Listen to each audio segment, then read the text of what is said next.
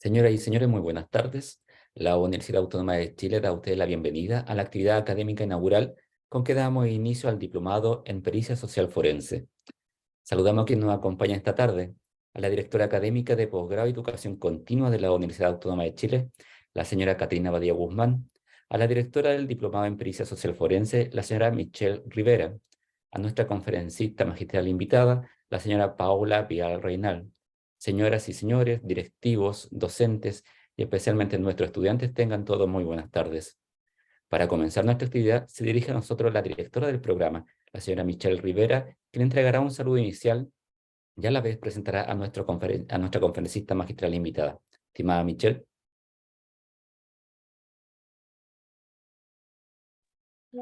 Hola, muy buenas tardes a todos. Bienvenidos a nuestra charla inaugural del Diplomado en Pericia Social, Psicología Forense y Evaluación Pericial. Y brevemente quiero comenzar dándole la bienvenida a todos, por supuesto, y la especial agradecimiento a nuestra invitada de hoy, Paula Vial Reinal. Y voy a comenzar muy brevemente por comentarles que el objetivo general de nuestro diplomado es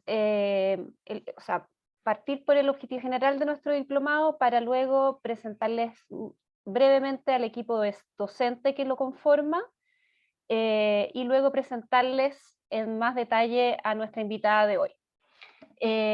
Bueno, nuestro diplomado en su primera versión tiene por objetivo general el formar profesionales en el ámbito teórico práctico de la psicología forense, que permita usar metodologías de evaluación con estándar pericial y que sean un aporte en la resolución de problemas o conflictos jurídicos y judiciales. Mañana en nuestra primera videoconferencia hablaremos más detalladamente de nuestro programa del diplomado.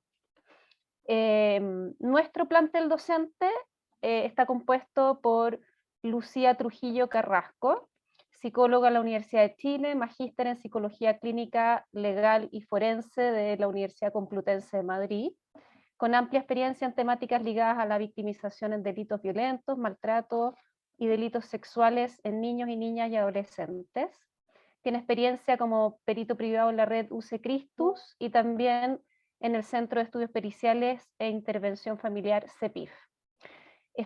Nos va a acompañar también Lorena Tiznado Miller, psicóloga de la Universidad de Chile, magíster en Psicología Jurídica y Forense de la Universidad Diego Portales, perito de la Ilustrísima Corte para pericias para fiscalías, tribunales de familias civiles y laborales, directora ejecutiva del Centro CEPIF, de Centro de Estudios Periciales e Intervención Familiar. También lo compone el equipo Gabriela Zapata, psicólogo de la Universidad Diego Portales, magíster en Psicología Jurídica y Forense de la Universidad Diego Portales, con amplia experiencia en temáticas de infracción de ley de jóvenes con consumo problemática de sustancias. Está compuesto también por Cecilia Taborga, psicóloga de la Universidad Diego Portales, magíster en Psicología Jurídica y Forense de la Universidad Diego Portales, con amplia experiencia en el ámbito forense, realizando evaluaciones periciales en personalidad, funcionamiento psicológico, psicopatología y habilidades parentales. Es miembro de la unidad de Psicología Forense de la Clínica San Carlos UC Christus y directora técnica del Centro CEPIF. Y quien les habla, que voy a cumplir la función de directora del diplomado. Soy psicóloga en la Universidad Central de Chile, con experiencia en el área de la salud, específicamente en el ámbito de los cuidados paliativos y manejo de pacientes con dolor crónico, y con experiencia en psicoterapia clínica de adultos y directora de docencia del Centro CEPIF. Finalmente, les quiero dar la presentación de nuestra invitada de hoy, la señora Paula Vial Reinal, abogada de la Pontificia Universidad Católica de Chile y postitulada en Criminología de la misma universidad, magíster en Derecho y candidata a doctora en Derecho Penal de la Universidad Complutense de Madrid, profesora de Derecho Penal, Procesal Penal y Derecho Penitenciario de la Universidad Católica de Chile. Desempeñó el cargo de Defensora Nacional siendo la primera mujer elegida para el cargo entre el 2008 y el 2011, y la primera a través del sistema de alta dirección pública. Fue presidenta de la Asociación de Abogados de Chile entre el 2011 y el 2014 y directora en la actualidad. Columnista de varios medios de comunicación, panelista en varios programas de radio, conferencista en materias de justicia penal, en seminarios y congresos realizados tanto en Chile como en el extranjero, en distintos centros, universidades y organizaciones, y experta para realizar exposiciones sobre distintos proyectos de ley en distintas comisiones del Congreso, tanto en la Cámara de Diputados como en el Senado. Integrante de la Comisión de Expertos para la reforma al sistema procesal penal, convocada por el Ministerio de Justicia en 2018, elegida entre las 100 mujeres líderes el 2017, bien digo, anteriormente también premiada por en el mismo premio el 2005 y el 2006, premio a la responsabilidad social en reinserción otorgado por SIGES, empresa concesionaria de las cárceles en regiones del país. Ex miembro del Consejo Consultivo del Instituto Nacional de Derechos Humanos, socia del Estudio Jurídico Vial Molina, pero querida Paula, te damos las gracias por participar en esta charla inaugural, intentando resumir tu nutrido currículum y agradeciéndote nuevamente por tu cálida e inmensa disposición a contribuir en el diplomado, en esta primera versión del diplomado. Los dejo a todos con nuestra invitada de hoy, Paula Vial Reinald, y les doy a todos esta calurosa bienvenida que da inicio con esta interesante charla titulada La perspectiva de género en el proceso penal, con énfasis en el ámbito pericial. Paula, muy bienvenida a esta fría tarde de... Bueno, muchas gracias, Michelle, y muchas gracias también a las profesoras de este diplomado, mis amigas, que calculo que es la razón, la única para que me hayan invitado. Y quiero de verdad darle las gracias, me siento súper honrada de estar en este espacio, y quiero decirles a todos los que nos acompañan, que me imagino son estudiantes próximos del diplomado, a Héctor, a Karen, a Paula, a Lindsay, a Belén, a Lisette, que si quieren y en cualquier minuto tienen algún comentario, alguna pregunta, me interrumpan nomás, o sea, abren el micrófono y la formulan, porque me interesa más que pueda ser algo relativamente interactivo. Tampoco voy a descubrir la pólvora, así que por lo mismo es todo comentable y ojalá exista esa interacción. Bueno, y entonces, junto con agradecer la invitación, quiero contarles un poquito, empezar quizás desde cero, ¿no es cierto?, respecto de nuestro sistema procesal penal, que durante muchos años fue el nuevo sistema procesal penal, la reforma, y ya llevamos más de 22 años, por lo que obviamente ya es nuestro sistema.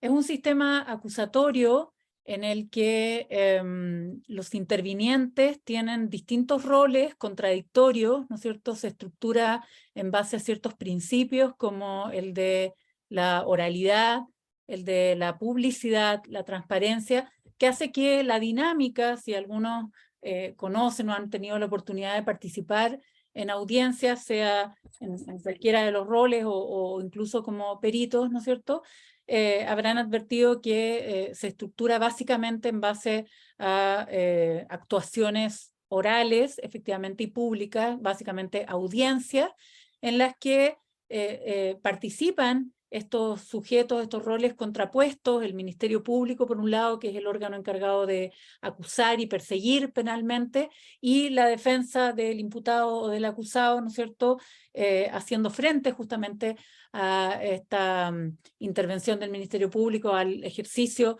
de la acción penal, básicamente con el entendido de que el Ministerio Público tiene todo el poder coercitivo del Estado en la persecución de los delitos y, por lo tanto, para lograr un cierto equilibrio de fuerzas se requiere que aquellos que son imputados de la comisión de delitos, ¿no es cierto?, tengan un abogado o abogada defensora que pueda hacer valer sus derechos durante la investigación y el proceso. Bueno, en esta estructura también se ha establecido que nuestro sistema tenga un sistema de valoración de la prueba libre. ¿Qué quiere decir esto? Quiere decir que los jueces resuelven los conflictos penales que son presentados a su resolución sin reglas preestablecidas en términos de valoración de la prueba, como sí ocurría antiguamente, o como ocurre en otras materias, por ejemplo, como en el proceso civil, en donde 3 testigos valen más que 2, y 2 vale más que 1, ¿no es cierto? En materia penal esas reglas no corren, hay libertad en la valoración de prueba, por supuesto con ciertos límites, que básicamente en nuestro sistema y en general los sistemas de valoración libre de la prueba están dados por las máximas de la experiencia, los principios científicamente afianzados, los conocimientos científicamente afianzados y los principios de la lógica. Es decir, que los jueces, teniendo libertad para resolver estos conflictos, para valorar y considerar la prueba que se les ha presentado para la resolución de los conflictos, pueden hacerlo, valorarla libremente con estos límites, ¿no? Los límites que son límites razonables, que tienen que ver con la lógica, que tienen que ver con la experiencia y con la ciencia, ¿ya?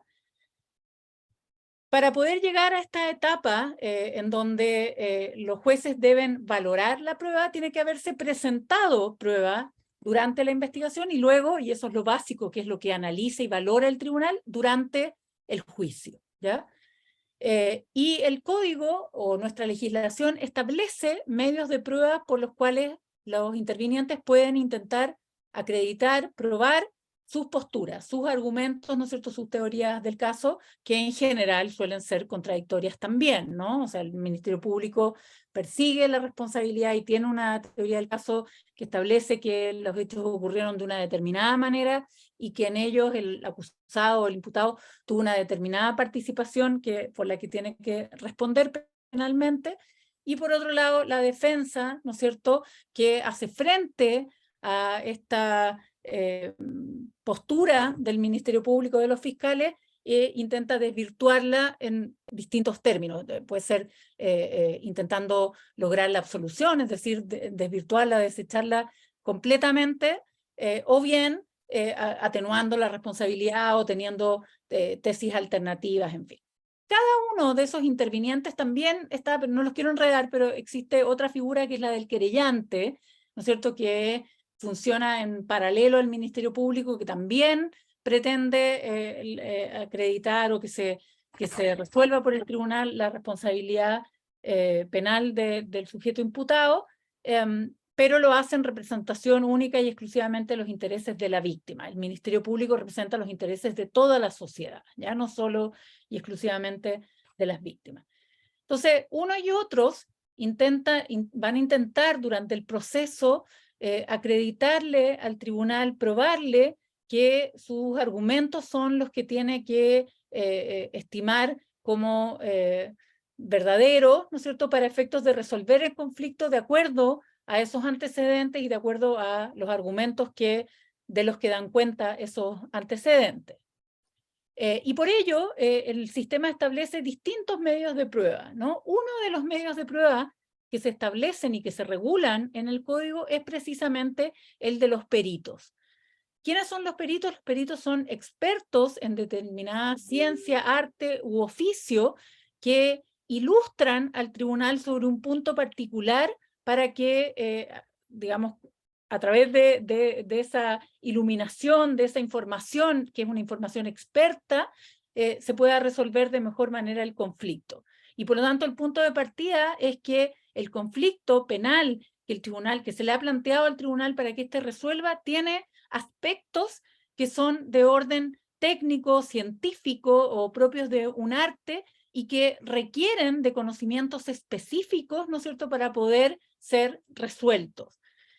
Como es obvio, los jueces, los abogados que intervienen en el proceso no tienen esos conocimientos en todas las materias y por lo tanto, para que el tribunal pueda resolver adecuadamente, quienes intervienen, ¿no es cierto?, le plantean al tribunal, le entregan como parte de sus pruebas esas opiniones expertas, ¿ya?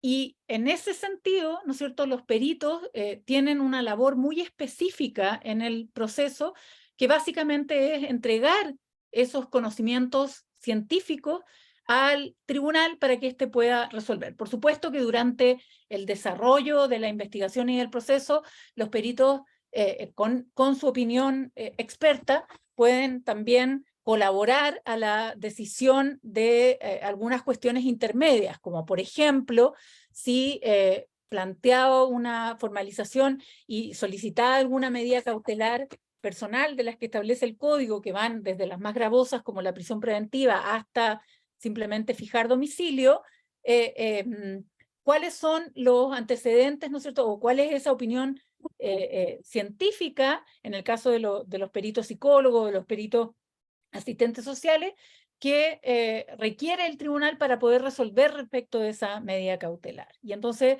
los peritos pueden entregar su opinión a través del estudio de los antecedentes de la causa, del contacto con el sujeto periciado, que puede ser la víctima o el victimario, ¿no es cierto?, y entregan entonces su conclusión, su opinión, para que el tribunal, teniendo esa información, pueda resolver adecuadamente. Entonces, bueno, en esta estructura, en donde tenemos estos intervinientes, tenemos esta forma de valorar la prueba y tenemos que los peritos o las pericias son un medio de prueba en muchos casos, sobre todo en aquellos que tienen complejidades, digamos, científicas, ¿no es cierto?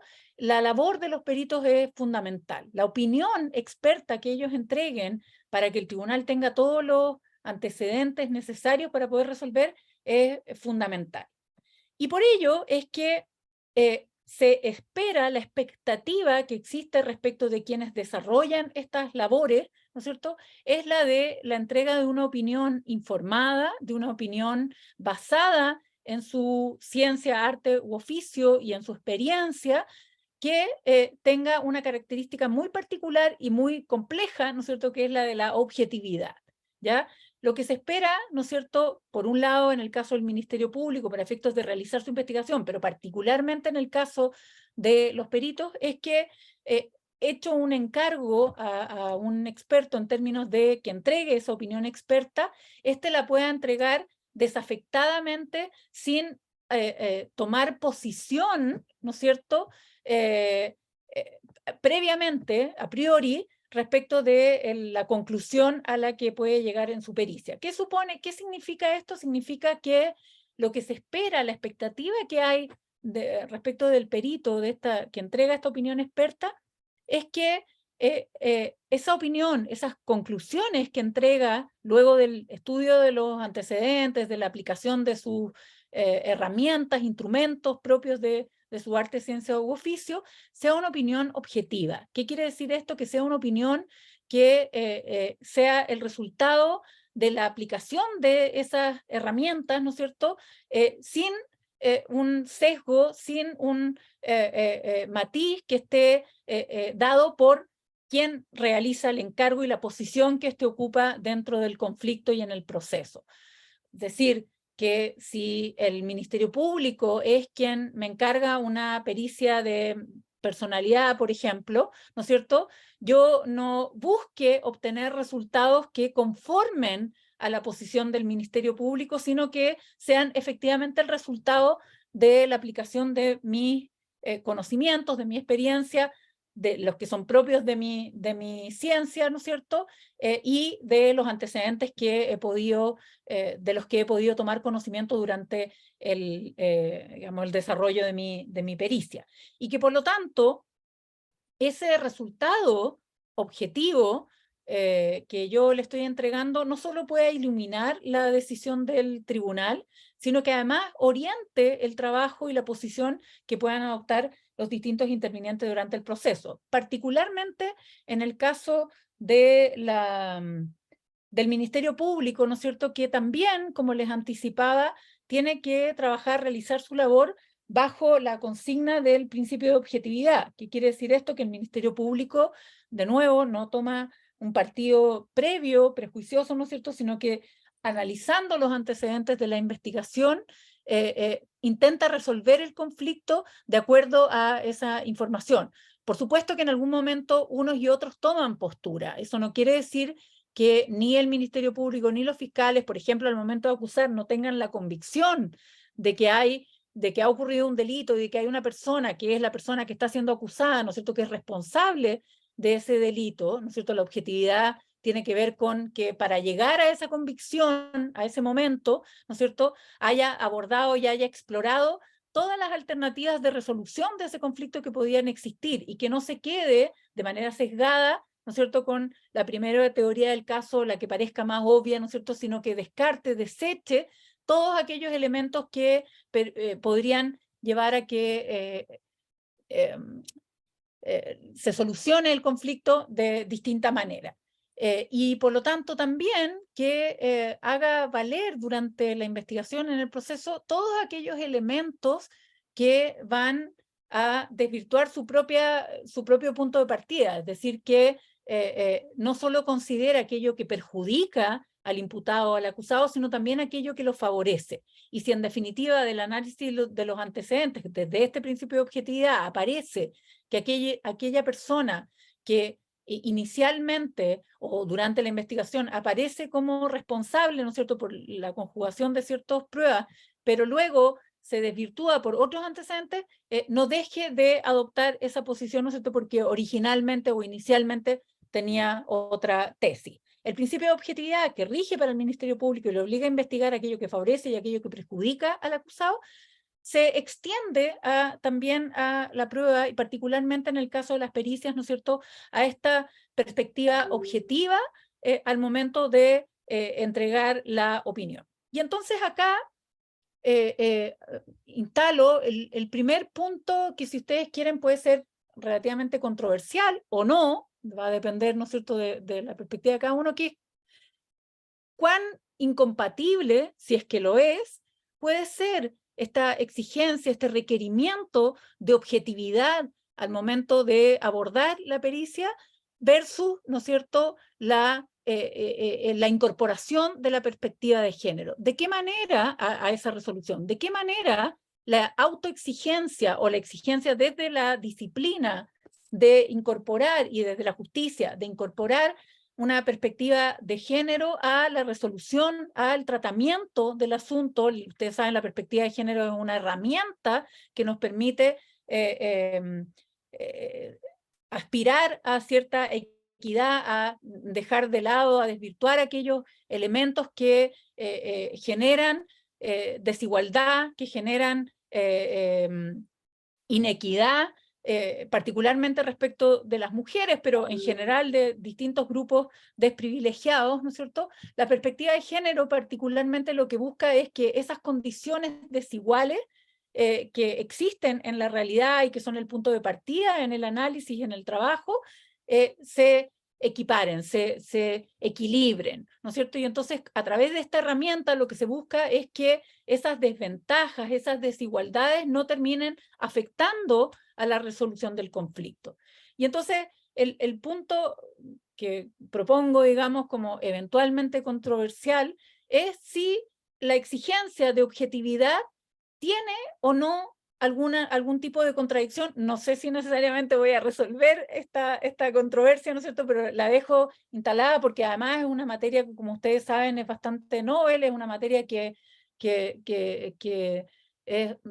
ha sido todavía poco desarrollada, poco explorada, y por lo tanto tampoco hay una solución unívoca, pero si hay entonces alguna contradicción o algún riesgo en manejo objetivo del trabajo asignado, del esfuerzo que se me está pidiendo, cuando yo incorporo esta perspectiva de género que hace que introduzca un elemento, comillas, artificial, ¿no es cierto?, que busca justamente lograr hacer desaparecer esas desventajas, esos desequilibrios que naturalmente o socialmente existen, ¿ya?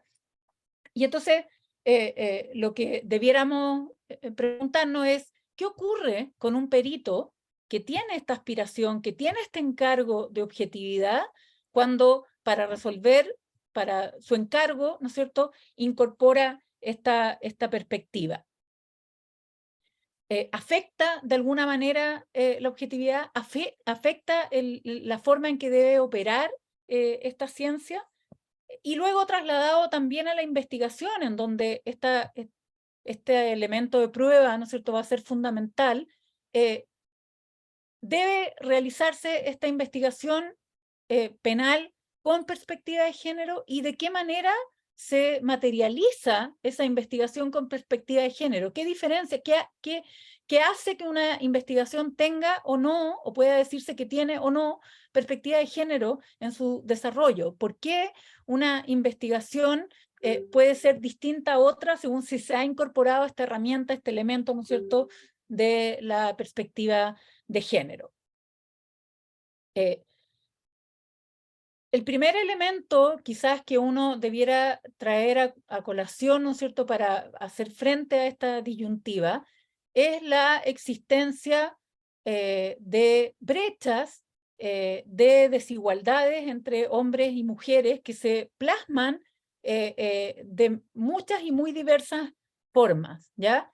Desde el punto de vista incluso normativo, existen diferencias que han sido evidenciadas y que no han sido aún resueltas, ¿no es cierto?, con cuestiones tan básicas como, por ejemplo, que una mujer no puede administrar libremente su patrimonio sin la autorización de su marido, ¿no es cierto?, aún en pleno siglo XXI, y que nosotras las mujeres, entonces, para poder realizar algunas actividades de administración, como por ejemplo vender un inmueble nuestro, ¿no es cierto?, tenemos para ello que exigir, digamos, lo exige la normativa, ¿no es cierto?, que participe nuestro marido, si estamos casados, ¿no es cierto?, autorizando la realización de esa transacción, ¿ya? Entonces, es quizás un ejemplo algo burdo, pero real, ¿no es cierto?, todavía actual,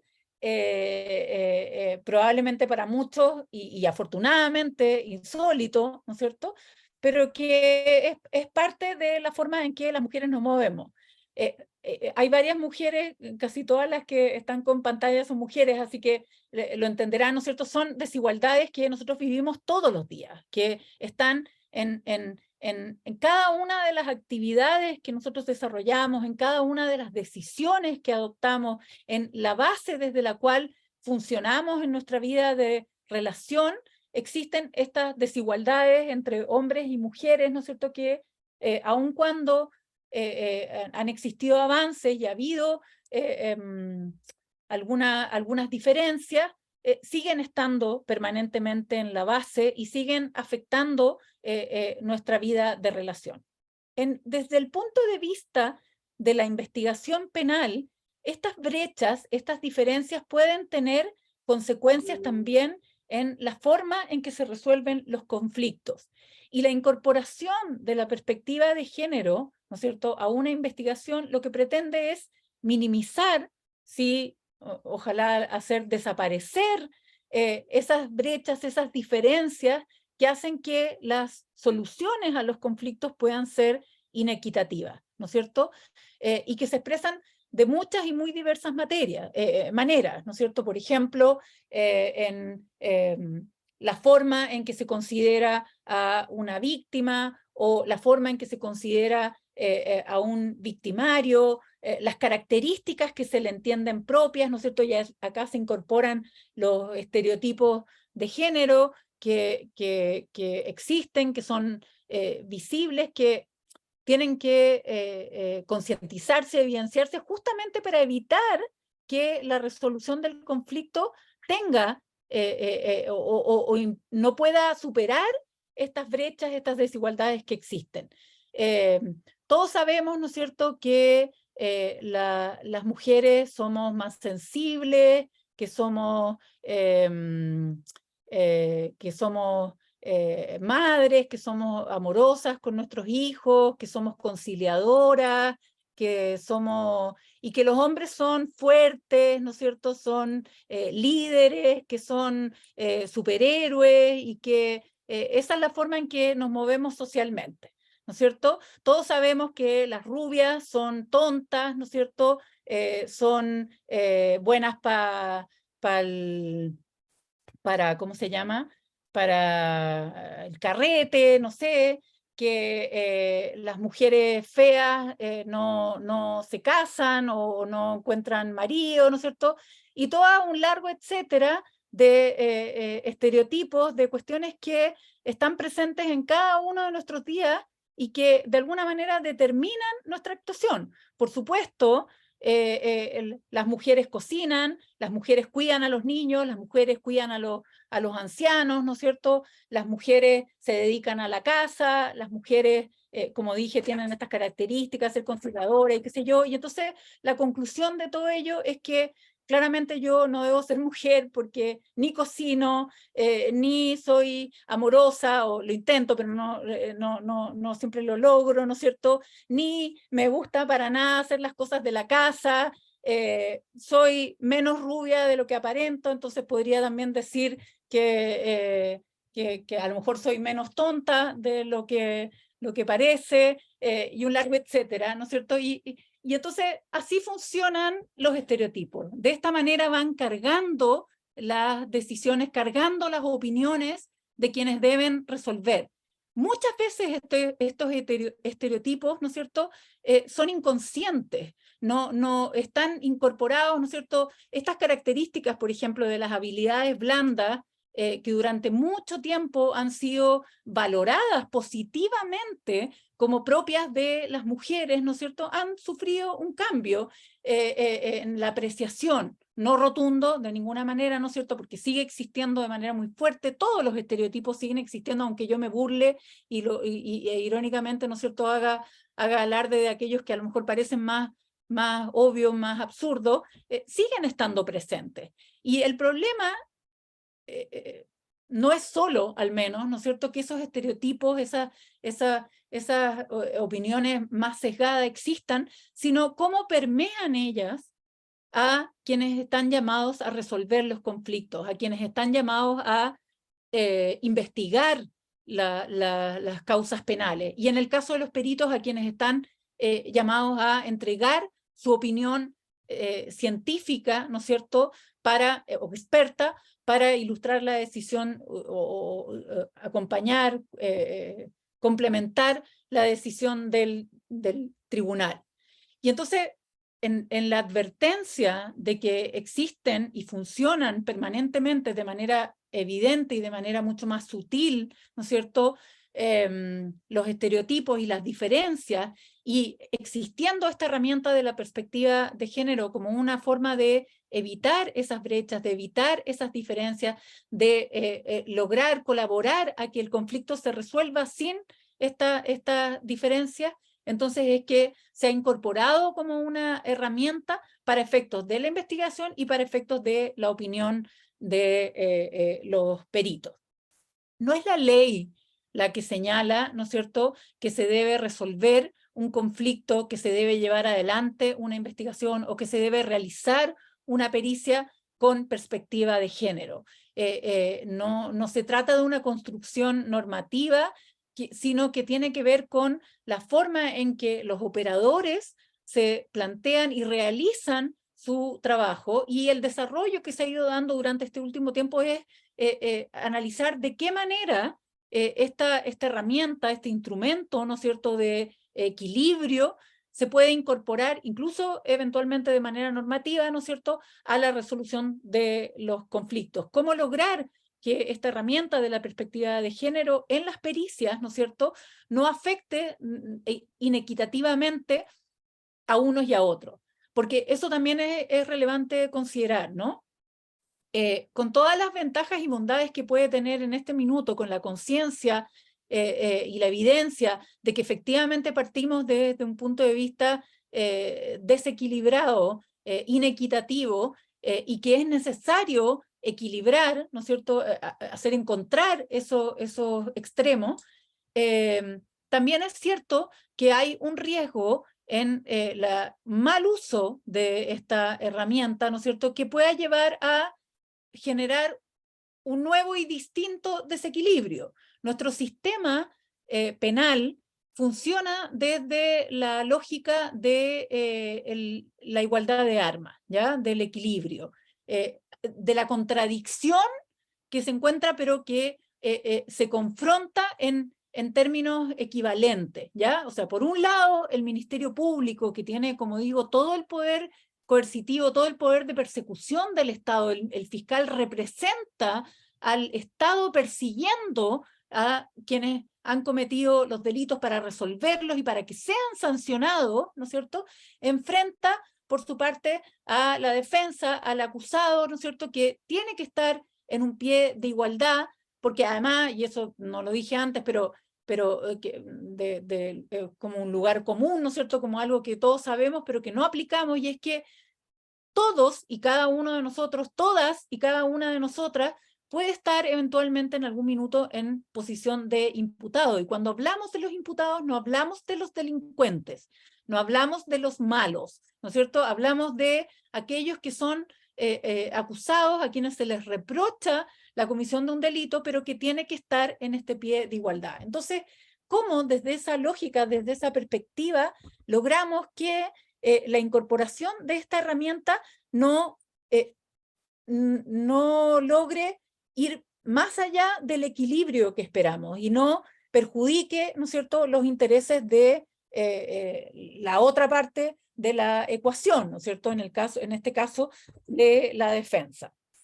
Para ello, y siempre en la lógica de respetar el principio de la igualdad, se han ido incorporando distintas herramientas como consecuencia del uso de la perspectiva de género para que nos acerquemos de mejor manera a este equilibrio deseado, a esta inexistencia de brechas, ¿no es cierto? Por ejemplo, en el caso de la investigación, la incorporación de un análisis que dé cuenta al momento de ordenar ciertas diligencias por parte del Ministerio Público en la investigación, ¿no es cierto?, de que efectivamente resultan imprescindibles, por ejemplo, para poder resolver el caso, de no realizar pericias o no realizar diligencias o actuaciones que vayan en desmedro de la mujer en una investigación que no las requiere, ¿ya? Hasta antes de tener un poco esta conciencia, era, por ejemplo, parte como del protocolo de actuación en el caso de los delitos sexuales, particularmente, ¿no es cierto?, la realización, que el fiscal que tomaba una denuncia ordenara inmediatamente la realización de ciertas pericias.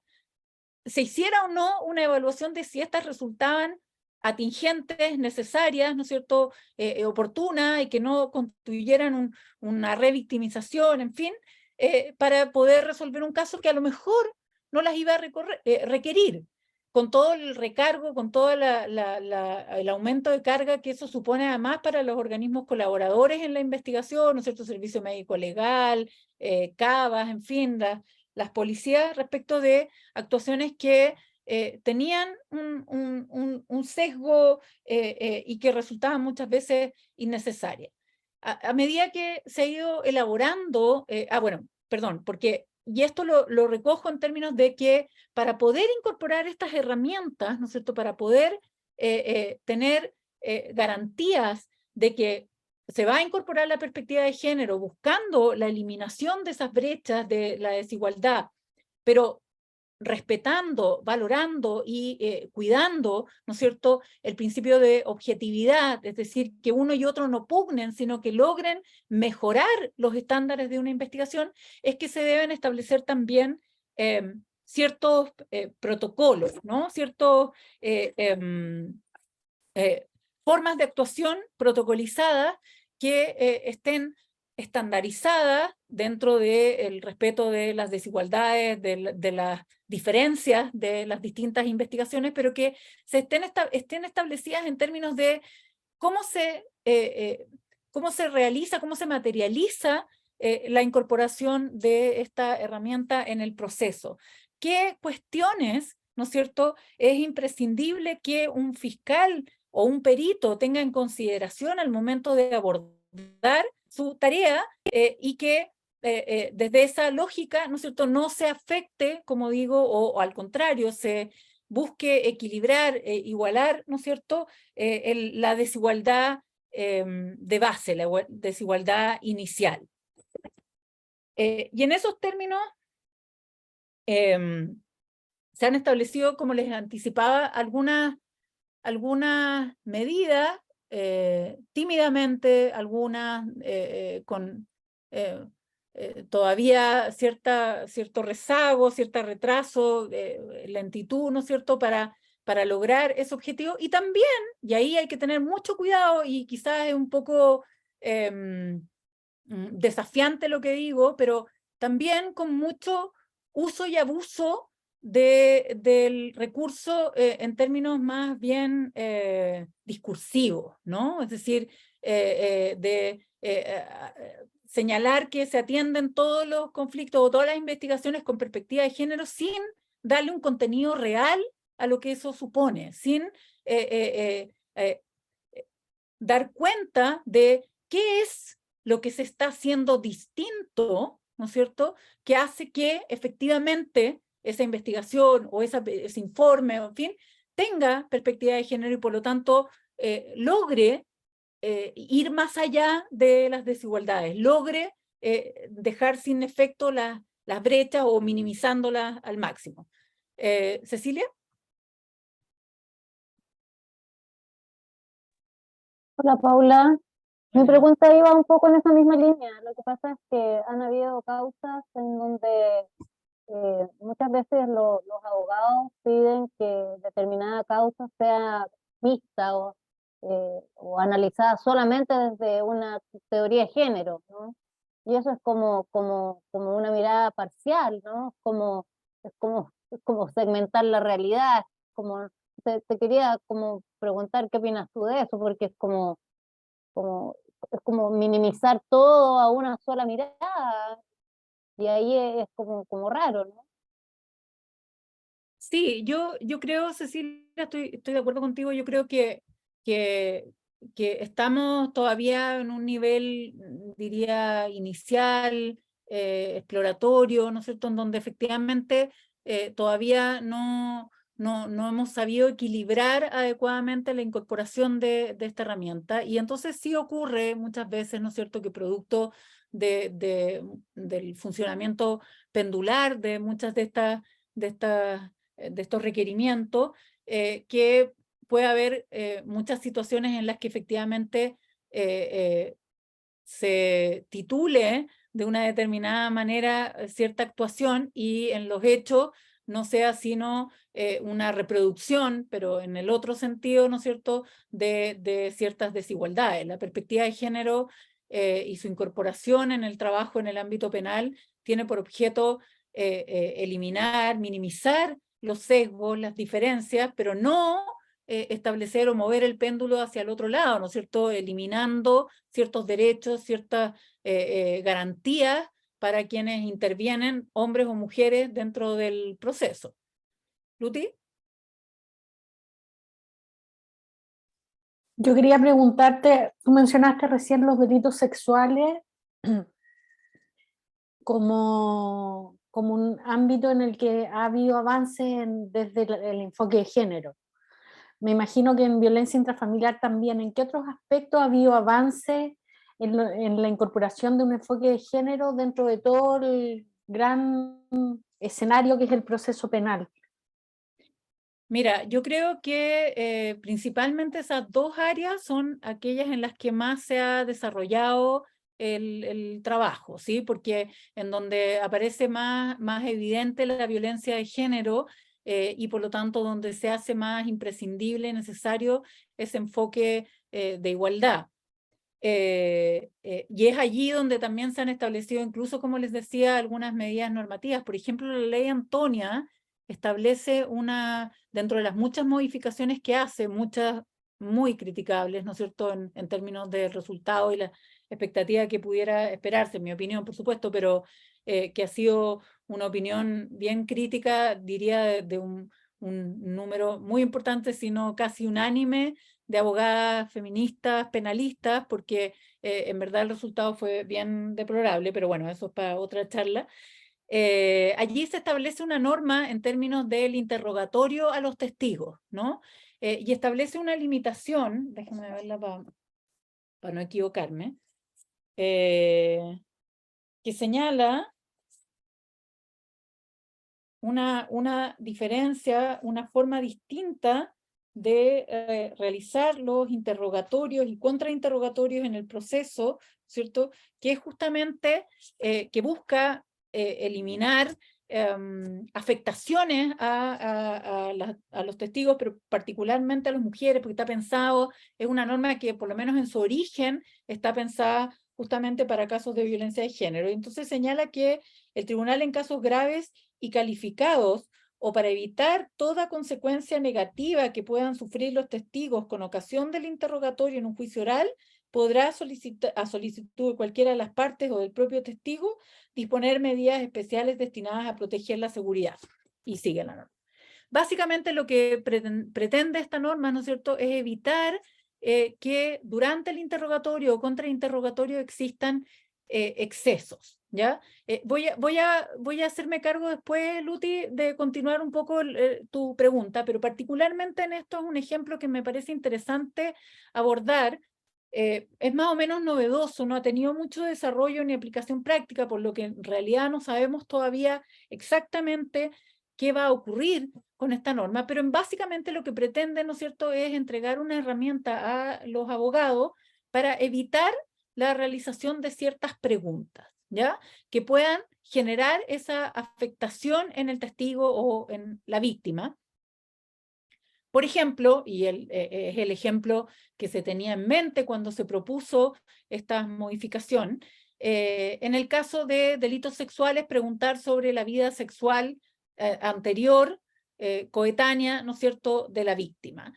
Y entonces acá surge una disyuntiva, un dilema interesante y que tiene que ver con estos cuidados que yo les digo que hay que tener al momento de aplicar la regla, al momento de aplicar la herramienta.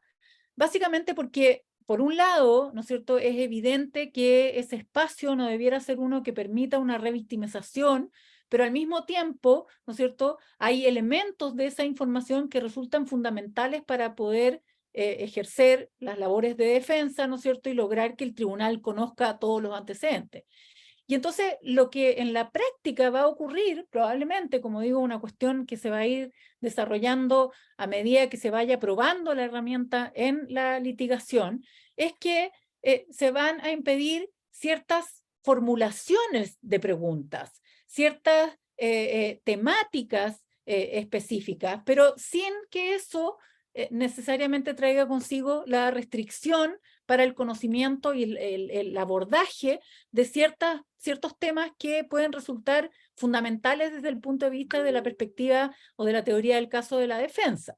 Y entonces, lograr ese equilibrio no es sencillo y, como digo, va a tener un desenvolvimiento probablemente que se va a ir dando con el tiempo. Entonces, a lo mejor lo que debiera ocurrir no es que no se hagan ciertas preguntas, ¿no es cierto?, que pueden ser, como digo, información fundamental para la resolución del tribunal, sino que se hagan de una determinada manera, que se hagan con determinados cuidados y determinados resguardos, ¿no es cierto?, para que se produzca el equilibrio exigido entre garantizar ciertos derechos, ¿no es cierto?, a los intervinientes, particularmente a la defensa, al imputado, ¿no es cierto?, al acusado, y por otro lado, garantizar los derechos y el cuidado respecto de quienes intervienen, ¿no es cierto?, tratándose, como digo, de una información. Si mi teoría del caso, por ejemplo, de la defensa, es que la violencia que ocurrió tiene que ver con,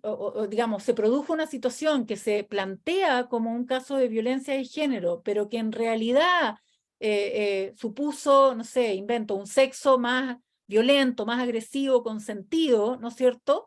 Entonces probablemente va a resultar ineludible tener que preguntar, tener que incorporar información respecto de esa vida sexual desarrollada tanto por la víctima como por el victimario, ¿no es cierto? Para poder entender en ese espacio si efectivamente aquello que ocurrió lo puedo atribuir como una situación de violencia o como una situación normal, ¿no es cierto?, consentida, como digo, dentro de un espacio de libertad, de libertad sexual.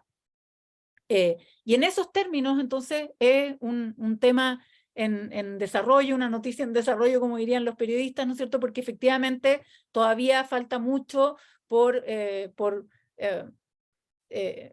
trabajar, por proponer, ¿no es cierto?, para ver de qué manera se va a plasmar esta norma. Volviendo al desarrollo de la perspectiva de género en el ámbito penal y su incorporación como herramienta, yo diría que efectivamente en los delitos sexuales, en general en lo que llamaríamos violencia de género, ha estado especialmente presente. No así, sin embargo, en otros delitos en donde la perspectiva de género podría ser relevante. Por ejemplo, en algo que nos puede parecer menos natural, menos obvio, ¿no es cierto?, pero como el ámbito de los delitos económicos, en donde ciertas habilidades, ciertas características, cierta preparación, en fin, de un hombre o de una mujer puedan llevar a conclusiones distintas, ¿no es cierto?, a que la forma en que dio tratamiento, ¿no es cierto?, a un asunto, una mujer desde su propia experiencia puede hacer algo muy distinto a la forma en que lo plantearía un hombre, ¿no es cierto? O no, pero como un ámbito en donde esto podría darse, puede ser un elemento. Y otro ámbito, sin duda, más o menos deficitario, aunque en el último tiempo hemos tenido logros y fallos muy, muy interesantes y muy relevantes, pero que de nuevo buscan, o sea, generan esta discusión entre el equilibrio y el movimiento pendular, ¿no es cierto?, en el caso de las mujeres imputadas, de las mujeres condenadas, de las mujeres acusadas, ¿no es cierto?, de las mujeres que están en el otro lado, en el lado de la delincuencia, ¿no?, en el que han intervenido en delitos, ¿no es cierto?, y cómo la perspectiva de género puede ser un elemento fundamental a la hora de resolver respecto de su situación, tanto de cómo se resuelve el delito, ¿no es cierto?, y la participación que le ha cabido a esa mujer, por ejemplo, en casos de narcotráfico, ¿no es cierto?, y el rol que muchas veces ocupan las mujeres en estas organizaciones criminales, en donde tienen un rol completamente secundario, generalmente de mucha necesidad económica, de cuidado y mantención, ¿no es cierto?, y en compañía, siempre en un rol más bien secundario, y en compañía de hombres que lideran estas actividades, cómo el elemento de perspectiva de género puede ser fundamental a la hora de abordar ese problema. O en el caso de los parricidios, ¿no es cierto?, de los homicidios a hombres, ¿no es cierto?, que han sido consuetudinariamente, permanentemente hombres maltratadores, abusadores, ¿no es cierto?, y cómo a lo mejor también es un elemento relevante a la hora de resolver el conflicto.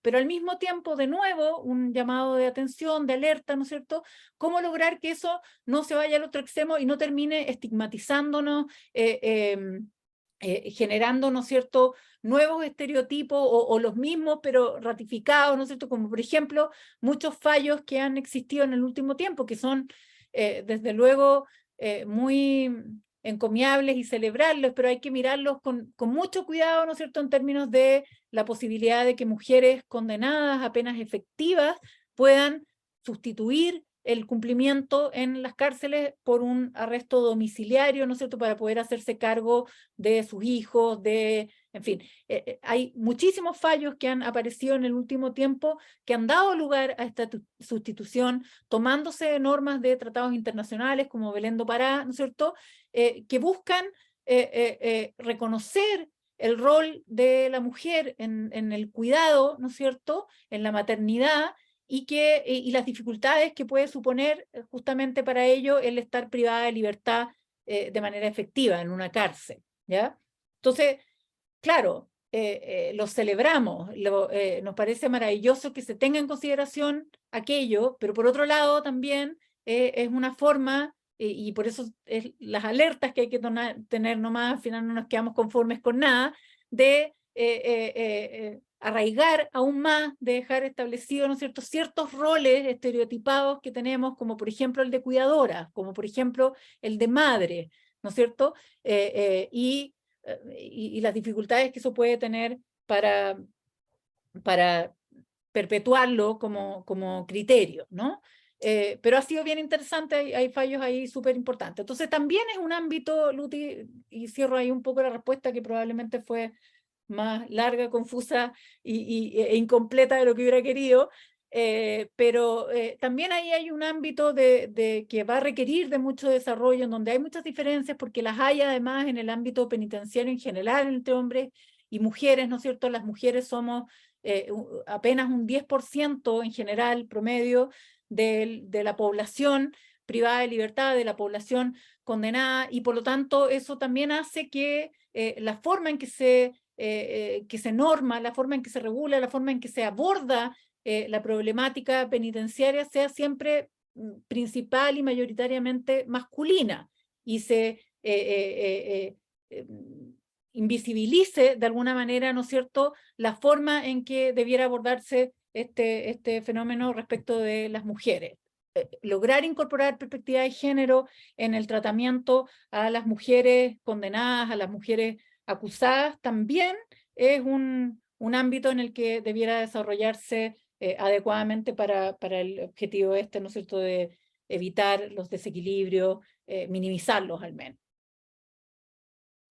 Eso, en realidad podría hablar mucho rato más, los que me conocen ya lo saben, pero yo creo que a lo mejor ya ha sido suficiente. No sé si alguien más quiere hacerle alguna pregunta. Este es un poco la propuesta, podría ser mucho mejor elaborada, pero básicamente, ¿no es cierto?, es cómo incorporamos esta herramienta, cuánto afecta o puede afectar a la objetividad, y por lo tanto ustedes el día de mañana, ¿no es cierto?, realizando sus pericias, cómo incorporan este elemento para superar sesgos sin ahondarlo, sin establecer un nuevo movimiento pendular, ¿no es cierto?, que pueda resultar en definitiva más perjudicial para las mujeres que positivo.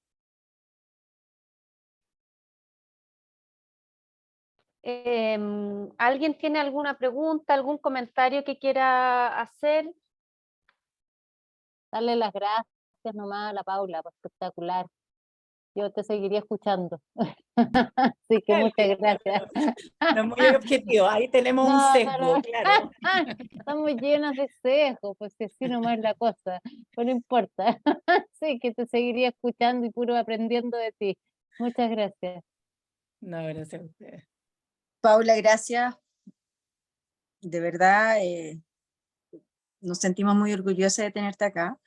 Y claro, creo que es un tema que está recién, yo creo que masticándose. Yo creo que todavía no hay un cambio de paradigma con respecto a la perspectiva de género en el ámbito judicial. Está, yo creo que comenzando, porque como bien dices tú, también es delicado el tema de cómo, y lo veo también en familia. Yo trabajo con todo el tema de tribunales de familia, y cómo en esta perspectiva de género las mujeres también han sobrecargado el sistema con presuntas denuncias, digo presuntas denuncias de abuso sexual hacia los niños, para apartar al padre de la relación con el hijo. Entonces, estamos en el límite, no sé si me explico. O sea, también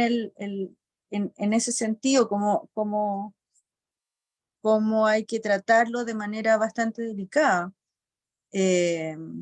Cómo podemos también delimitar, y creo que para eso hay que sacar normativas nomás, normativas y formas como adecuadas de tratar el tema de género. Bueno, eso, muchas gracias. Muchas gracias, Paula. Nada, gracias a ustedes por la invitación. Paula, gracias. Yo me presento, soy la directora académica de posgrado. Tenía otra inauguración antes, así que estamos de inauguración en inauguración. Y le pedí a Armin que me permitiera unos minutos dar las palabras finales. Quiero, en primer lugar, Paula, agradecer a Michelle, que ella es la directora del programa y que lidera este proyecto tan bonito y que hoy día está viendo la luz otra versión del programa. Contarles a todos y a todas las que están acá que hay un tremendo trabajo detrás para que esto ocurra, y Michelle ha hecho un tremendo trabajo también ahí. Agradezco, Paula, infinitamente tu tiempo en un día de semana a esta hora. Te escuché y creo que hay una tremenda pasión en todo lo que tú dices y haces, hay mucho corazón ahí. Por eso empatizo mucho con lo que comentaban Cecilia y Lorena, en el sentido de que es muy inspirador, ¿no? Poder escucharte, porque además de la pasión hay mucho contenido, hay muchísima experiencia, Paula. Así que yo te agradezco enormemente. Ojalá que podamos contar con tu presencia en otras oportunidades, otros diplomados. Yo te dejo la puerta abierta y ojalá ahí generar algunas otras instancias para que esto que estamos conversando acá pueda extenderse a otros diplomados de otras materias, donde también es interesante tener una mirada como esta. Y solo comentar ahí que creo que es muy importante la normativa, pero también creo que es muy importante el cambio de paradigma que empieza en las aulas, ¿no? Que esto es sumamente importante, el formarse, el tener herramientas para ir poco a poco haciendo una transformación. Así que creo que yo en eso firmemente que la educación tiene un rol fundamental. Hay mucha norma muerta, digamos, y que finalmente podemos establecer, y si no tenemos estas convicciones, no logramos las transformaciones que queremos. Así que yo creo que esta es una tremenda oportunidad.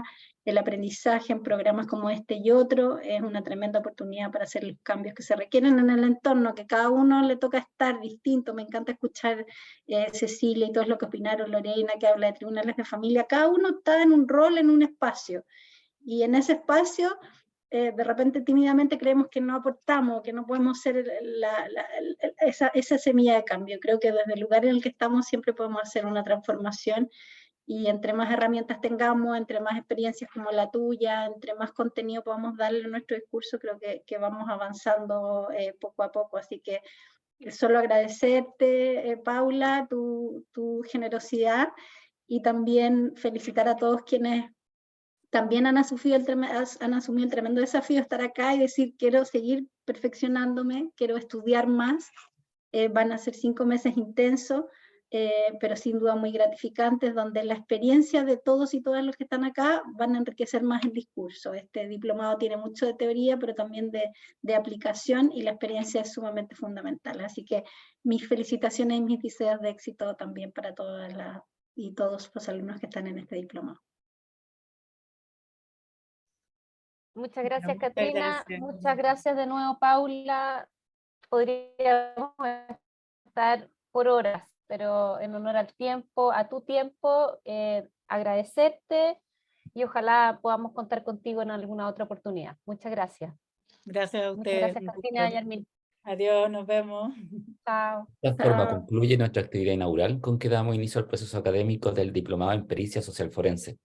Desde la Dirección Académica de Posgrado y Educación Continua de la Universidad Autónoma de Chile, agradecemos la presencia de nuestra autoridad universitaria, a nuestra expositora y por supuesto a nuestros estudiantes, con quienes nos estaremos viendo prontamente en el inicio del programa. Que tengan todos muy buenas noches. Muchas gracias. Buenas noches. Muchas gracias. Buenas noches.